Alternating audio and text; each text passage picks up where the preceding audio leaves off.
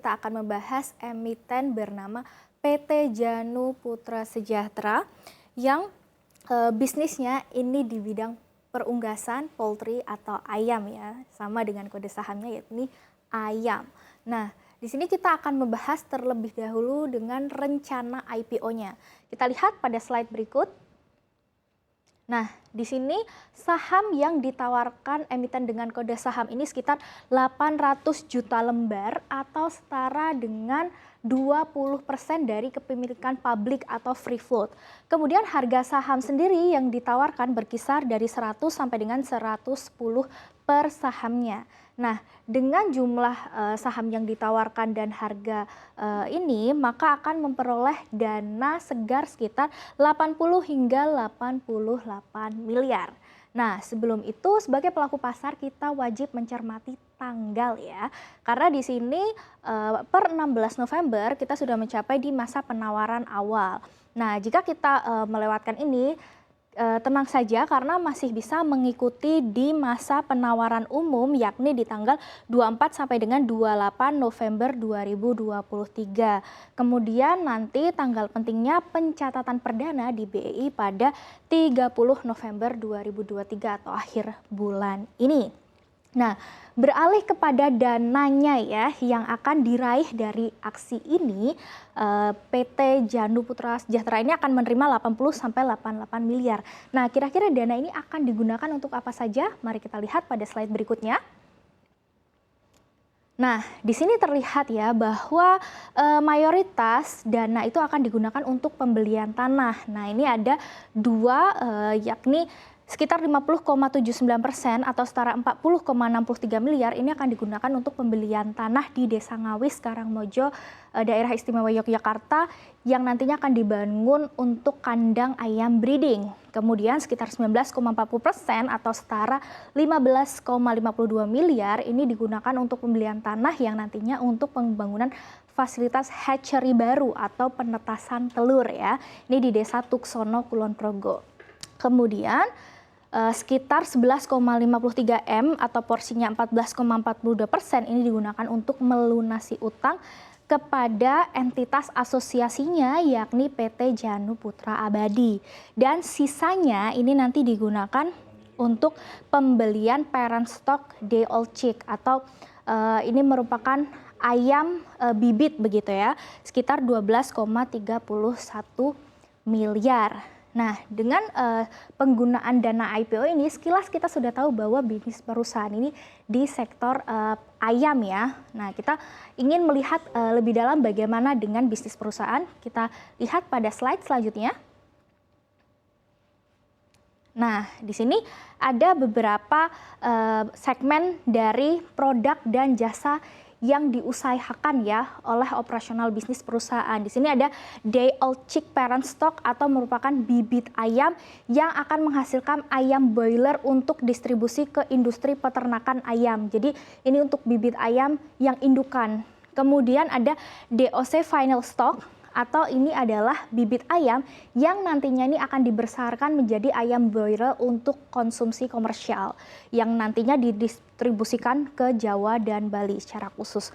Kemudian PT Janu Putra ini juga menjual ayam hidup broiler yang masih hidup ya, ini digunakan untuk ayam konsumsi. Selanjutnya juga menjual telur konsumsi dan ada karkas ayam atau ayam yang sudah dipotong. Dan karena mereka juga menjual ayam potongan, mereka juga menyediakan jasa, yakni jasa rumah potong ayam yang memiliki kapasitas pemotongan ayam hingga 4.000 ekor per jamnya dan kapasitas cold storage itu mencapai 180 ton. Nah, dari bisnis-bisnis yang diupayakan perusahaan ini, kira-kira mereka menghasilkan uang berapa banyak atau keuntungannya ini berapa ya? Mari kita lihat ke bagian profitabilitasnya. Next. Nah, di sini berdasarkan data prospektus ya yang disampaikan oleh perusahaan dari tahun 2020 hingga yang paling terbaru adalah Mei tahun ini, kita melihat dari sisi penjualan sayangnya malah terus menyusut ya. Di sini pada tahun 2020 mencapai 478,27 miliar. Nah, ini terus menyusut secara tahunan, 2022 malah 395,6 miliar saja. Kemudian di sini hingga periode 5 bulan pertama tahun ini hanya di 115,66 miliar, ini juga turun dibandingkan tahun sebelumnya pada periode yang sama, yakni 148,97 miliar. Nah, kendati begitu, walaupun dari sisi penjualan ada penyusutan, tetapi perusahaan ini berhasil melakukan efisiensi ya dari sisi beban. Karena di sini terlihat bahwa laba bersih atau bottom line berhasil meningkat. Di sini ada peningkatan sekitar lebih dari 1 kali lipat, yakni dari 2,6 miliar menjadi 4,25 miliar pada Mei 2023. Nah, ketika kita melihat bagaimana profitabilitas ini, kita juga harus melihat dari rasio-rasionya. Kita lihat pada next slide. Nah, di sini kita tadi sudah melihat penjualan dan laba bersih. Nah, kita perlu menilai juga bagaimana dengan margin ya, karena ketika perusahaan yang baik itu adalah mampu mempertahankan margin tetap positif. Di sini terlihat pada GPM atau gross profit margin atau margin keuntungan dari laba kotor ya. Di sini terlihat bahwa perusahaan mampu terus mencatatkan pertumbuhan yang positif dan selalu meningkat pertumbuhannya. Jadi saya nilai jika PT Jandu Putra Sejahtera ini sudah cukup baik ya dalam mempertahankan margin dari laba kotornya. Nah, di sini untuk NPM sendiri juga sudah lumayan baik ya, karena tidak terlalu menyusut terlalu dalam. Di sini menjadi 3,69% dan ini sudah meningkat dibandingkan dengan beberapa tahun sebelumnya. Walaupun di sini tahun 2021 menjadi peaknya ya, karena NPM-nya mencapai 14,14%. Ini malah lebih tinggi dibandingkan dengan GPM, yang berarti di sini perusahaan ini memiliki keuntungan setelah dari operasionalnya juga, atau ini ada keuntungan dari sisi keuangannya. Nah, kemudian kita melihat pada bagaimana kesehatan neracanya ya. Nah, di sini ada PR untuk perusahaan karena gearing ratio atau rasio yang terkait utang ini nilainya masih di atas 1, walaupun dari pertumbuhannya sendiri sudah semakin menyusut ya, yang artinya ada penurunan hutang, tetapi nilainya masih per Mei ini 1,23 kali, yang menunjukkan utang perusahaan itu lebih tinggi dibandingkan dengan modalnya. Jadi tak heran jika perusahaan membutuhkan suntikan modal melalui aksi IPO ini. Nah, kemudian untuk likuiditas sendiri di sini menggunakan current ratio dan quick ratio yang menunjukkan likuiditas perusahaan dalam memenuhi kewajibannya dalam jangka pendek ya. Di sini terlihat bahwa terjadi fluktuasi, tetapi kalau dibandingkan dengan 2020 dan saat ini sudah semakin membaik ya. Per Mei untuk current ratio mencapai 0,45 kali, sedangkan quick ratio mencapai 0,31 kali. Ini sudah cukup baik untuk menunjukkan likuiditas dalam jangka pendek. Hanya saja PR pada gearing ratio ya, yang mana perusahaan harus bisa menyehatkan dari sisi utangnya, sehingga ini diperlukan tambahan modal dari IPO.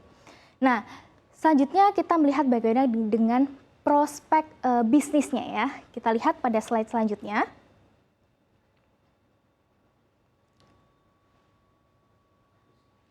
Next, kita melihat pada prospek bisnis ya. Di sini ada prospek usaha. Jadi kalau kita melihat dari produk dan jasa yang diberikan perusahaan atau yang diupayakan, ini kan terkait dengan ayam dan juga telur ya. Ini merupakan produk yang merupakan kebutuhan primer dari masyarakat Indonesia. Sehingga kita nilai untuk permintaan tentunya akan selalu meningkat tiap tahunnya. Berdasarkan outlook komoditas dari Kementerian Pertanian sendiri menunjukkan data bahwa konsumsi untuk ayam pedaging ini pertumbuhan tiap tahunnya ini selalu meningkat dengan CAGR 3,04%. Sementara untuk telur ini juga selalu meningkat 2,51%. Jadi ini menunjukkan bahwa konsumsi protein terutama dari ayam dan juga telur ini untuk masyarakat kita masih meningkat gitu ya. Apalagi masyarakat Indonesia yang mayoritas muslim memakan protein dari ayam dan telur ini merupakan salah satu alternatif untuk makanan halal ya. Jadi memang permintaannya masih cukup baik untuk di Indonesia. Namun ada resiko juga yang harus diperhatikan oleh perusahaan ya, karena persaingan di industri ayam dan telur ini sangat ketat. Jadi PT Janu Putra Sejahtera diharapkan bisa menjaga pangsa pasarnya supaya operasional bisnis perusahaan terus bertahan dalam jangka panjang.